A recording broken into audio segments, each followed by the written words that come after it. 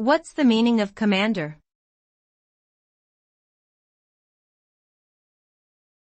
Commander.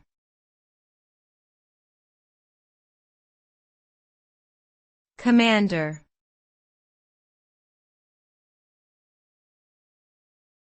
Commander.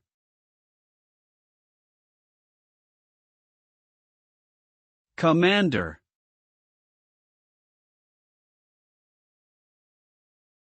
The term commander refers to a person who holds a position of authority and is responsible for leading and directing others in achieving a particular goal or objective.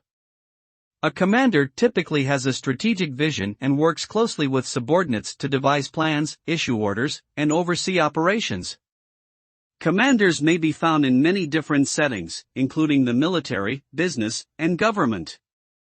They are typically recognized for their leadership skills, ability to inspire and motivate others, and their commitment to achieving success. Overall, a commander is someone who is respected and looked up to for their knowledge, experience, and expertise in a given area.